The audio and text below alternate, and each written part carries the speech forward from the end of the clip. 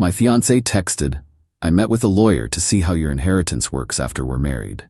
I replied, "Smart." Then I called my dad, explained the situation, and had myself temporarily written out of the will. When her lawyer gave her the bad news, she frantically tried to backpedal. Original post. I, 29 male, got engaged to Jessica, 27, 8 months ago. We'd been dating for 3 years, living together for the last year and a half. Everything seemed pretty solid. We split bills, had similar life goals, the whole package. My family liked her, her family liked me. Wedding was set for next spring. Here's what you need to know. My dad owns a successful plumbing business. Nothing crazy like tech money, but he's done well. Built it from nothing over 35 years. My grandfather also left some properties when he passed 5 years ago. Combined with my parents' savings and investments, there's probably about $2.8 million in assets. I have one younger sister, so eventually that gets split.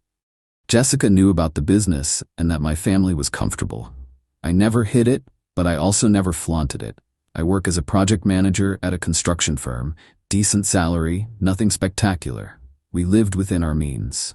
Last Tuesday, I was at work when I got this text from Jessica. "Hey babe, had a really productive lunch meeting with a lawyer today. Wanted to understand how inheritance laws work in our state after marriage. Super interesting stuff. We should probably discuss estate planning soon." I stared at that text for a good minute. She went to see a lawyer about my family's money. Without mentioning it to me first, I texted back, "Smart." Then I called my dad. "Hey dad, need to talk to you about something. Jessica just texted that she met with a lawyer about how inheritance works after marriage." Long pause. "I see," he said. "What do you want to do? Can you write me out temporarily? Just until I figure this out? Come by the office after work." That evening, Dad had already called his lawyer. Within 48 hours, I was completely removed from the will. Everything would go to my sister Megan if something happened to my parents. The lawyer made it airtight but reversible.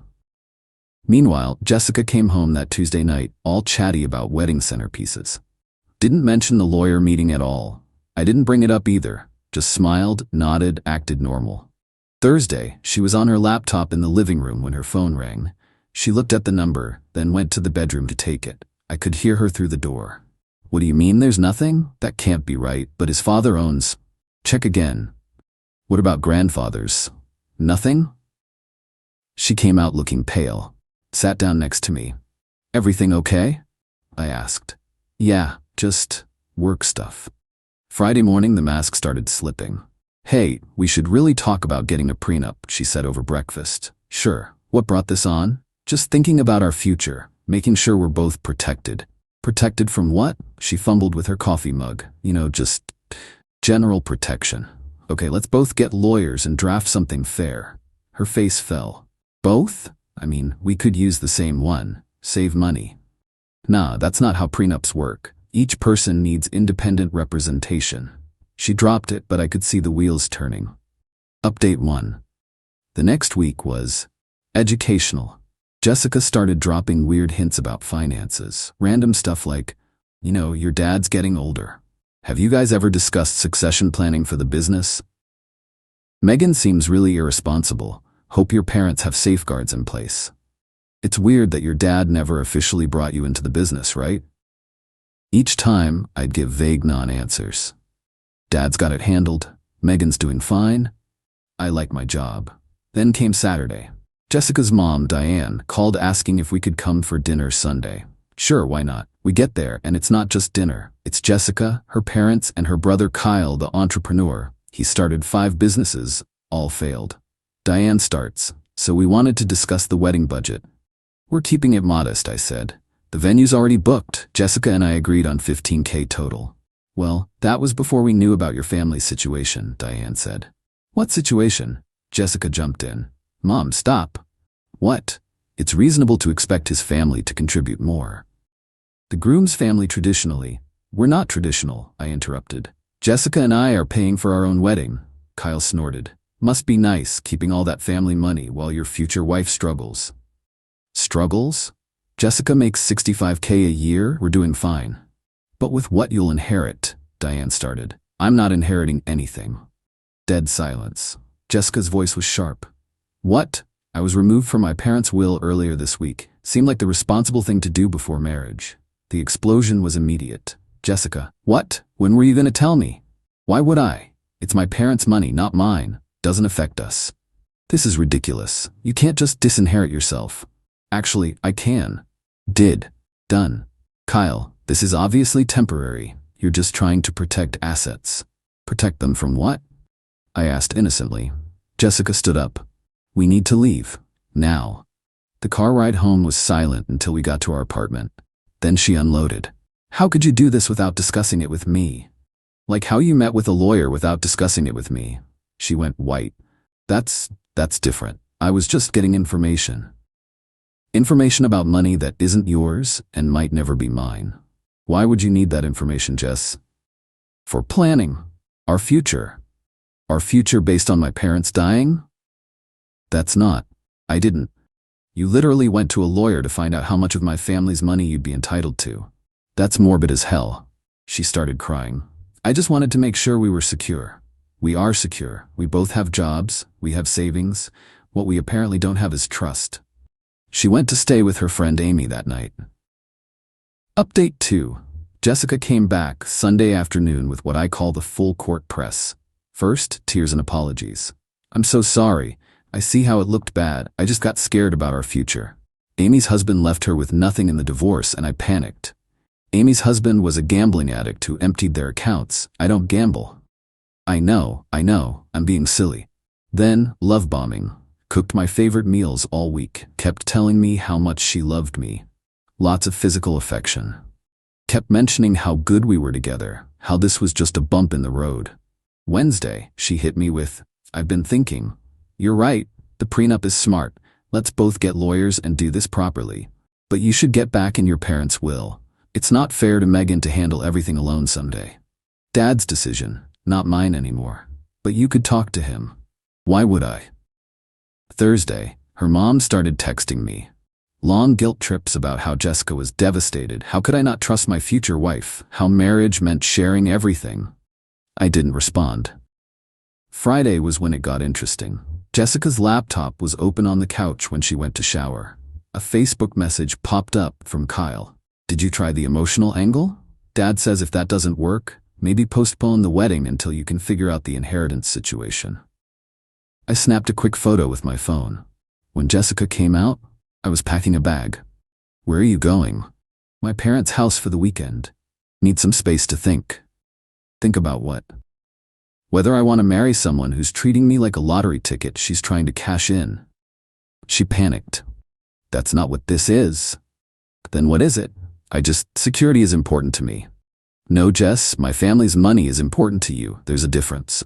I left. She called 23 times that weekend. Her mom called 8 times. Kyle texted once, you're making a huge mistake, bro. No, Kyle, I'm avoiding one. Update 3. Stayed at my parents' house through Monday. Dad and I had some good talks. Mom made her famous lasagna. Megan found the whole situation hilarious. So she basically pre-divorced you for money you don't even have? That's next level. Tuesday morning, I went back to the apartment while Jessica was at work. Started dividing things up. Not packing yet, just mentally cataloging what was mine, hers, ours. Found something interesting in her desk while looking for the lease agreement. A printed email exchange with the lawyer she'd met with. 3 emails. First one, 3 weeks before she met with him. I need to understand inheritance laws and marital property rights. My fiancé's family has substantial assets.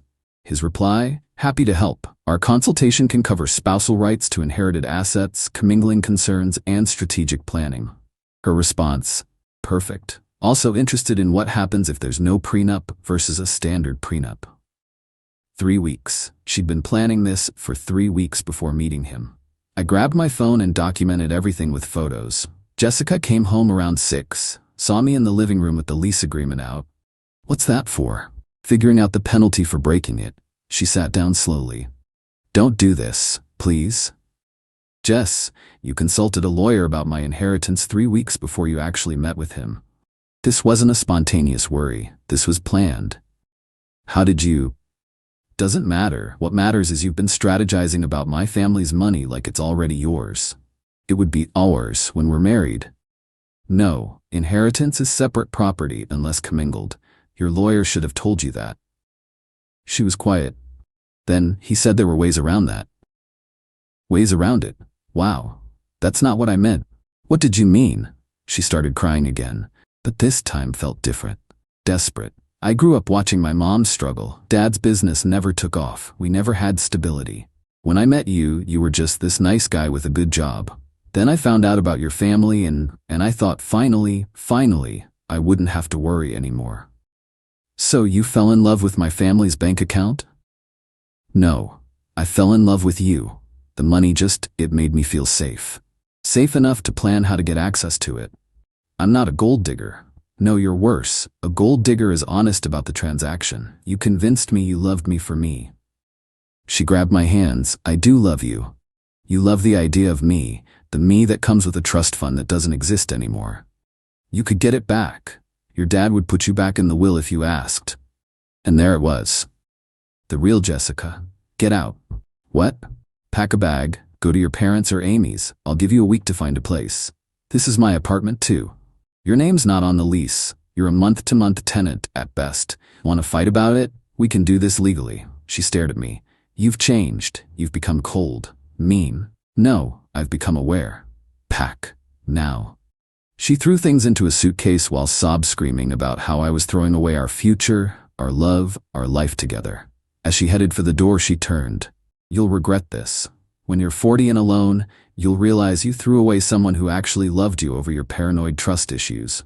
I'd rather be alone than be someone's retirement plan. She slammed the door. Update 4. The entitlement escalation was swift and spectacular. Wednesday, day after she left, got a call from our wedding venue. Jessica had called trying to cancel and get the deposit back. In her name only. The venue called me because I was the one who'd paid. Keep the date for now, I told them. I'll let you know by Friday. Why keep it? Because I'd lose the deposit anyway. Might as well think about it. Thursday, Jessica's dad, Robert, showed up at my work. We need to talk, man to man. About what? About you destroying my daughter over some misunderstanding. Misunderstanding? She consulted a lawyer about inheritance before we even set a wedding date. She's a planner. She likes to know things. You've traumatized her over doing research. Research, right? He leaned in. You need to fix this. Get back in your family's will, marry my daughter, and stop this nonsense. Or what? Or everyone will know what kind of man you really are. Someone who abandons his fiancée over nothing. Good. Tell everyone. Tell them she met with lawyers about my inheritance. Tell them she tried to steal our wedding deposit. Tell them everything. He left, but not before muttering about how I'd rue this day. Rue? Who says rue? Friday morning, got an email from Jessica. Subject line, formal demand. She wanted her share of the wedding deposits that I paid entirely, compensation for emotional distress, 3 months of living expenses since I illegally evicted her. Her engagement ring back? Wait, I bought that. She wanted me to pay her for the ring I bought. I forwarded it to my cousin who's a lawyer. He laughed for 5 solid minutes on the phone. Please tell me you're not considering any of this. Just want it documented.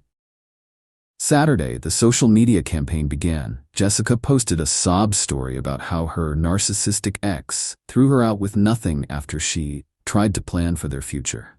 Her friends and family shared it widely. I posted nothing. But Megan went nuclear.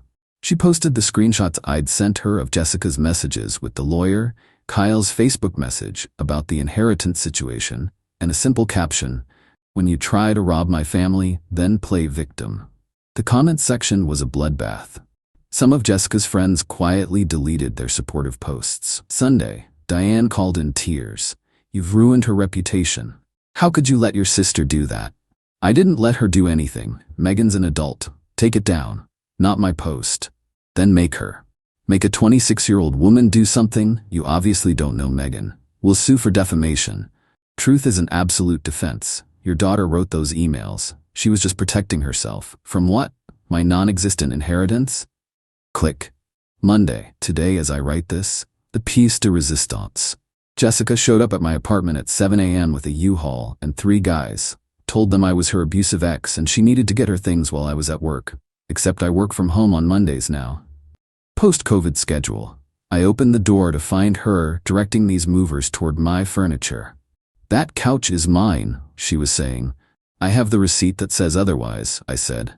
The movers froze. They wanted no part of this. Jessica went white.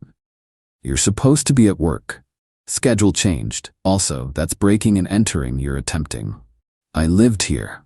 "Lived. Past tense. You have no legal right to be here now." The movers were already backing away. The lead guy said, "Ma'am, we can't take anything without proof of ownership." "I'll show you proof." She actually tried to push past me into the apartment. I stepped aside, let her in, then called 911. "I need police assistance. My ex-fiancée is in my apartment, refusing to leave." Jessica's face was shocked. "Pikachu. You called the cops? You brought 3 strangers to steal my furniture." She ran out before they arrived, left the U-Haul running in the parking lot. The movers had to come back for it, apologizing profusely, gave them $20 each for their trouble. Final update. It's been 2 months now since the U-Haul incident. Here's where everyone landed. Jessica moved back in with her parents. According to mutual acquaintances, she's telling everyone I financially abused her by hiding assets and manipulating the legal system. She's also apparently engaged again. Yeah. Already. Some guy she met on a dating app who treats her like the queen she is. I looked him up out of curiosity. He's 51, recently divorced, owns a car dealership. Good luck with that, buddy.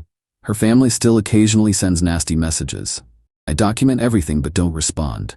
My cousin says if they keep it up, we can file for harassment. Kyle tried to start rumors that I was mentally unstable and needed help, but nobody who actually knows me bought it. He's still living at home, working on business idea number 6, something about NFTs for pet photos. I'm sure that'll be the winner. The wedding venue? Turned out my buddy Trevor had been planning to propose to his girlfriend. Sold in the reservation at a discount. Went to their wedding last month. It was beautiful. Jessica wasn't invited but somehow found out and posted about how I was rubbing her face in it. I wasn't. I was just eating chicken marsala and doing the electric slide. My dad did eventually put me back in the will, but with some new provisions. Any inheritance gets placed in a trust that can't be accessed by a spouse for 5 years after marriage. Smart man. Me? I'm doing all right. Therapy helped process the betrayal. Started dating someone new last month, a pediatric nurse named Grace, who actually insisted on splitting our first date bill because it's 2024, not 1950. Refreshing change. The ring? Sold it. Used the money for a killer home theater setup. Every time I watch a movie on my 75-inch OLED, I think about how Jessica's greed bought me this beautiful TV. It's petty, but it makes me smile. Looking back, the red flags were there. The way she'd make jokes about being a kept woman once we were married. How she suddenly became interested in my dad's business after we got engaged. The way she'd point out expensive things and say, "When we're rich someday." I thought she meant when we built something together. She meant when my parents died. The entitlement was always there, just hidden under a mask of love and affection. The moment she thought she had me locked down with an engagement, the mask started slipping. Thank God she got impatient and showed her hand before the wedding. To anyone reading this, if your partner starts meeting with lawyers about money that isn't even yours yet, run. If their family treats your family's hard-earned success like a lottery ticket, they're entitled to cash, run. If they love your potential inheritance more than you, definitely run. Trust your gut. When someone shows you who they really are, believe them the first time. And Dad? He still jokes about it. Best $2.8 million I never had to spend on your divorce. Thanks, Dad. You're not wrong.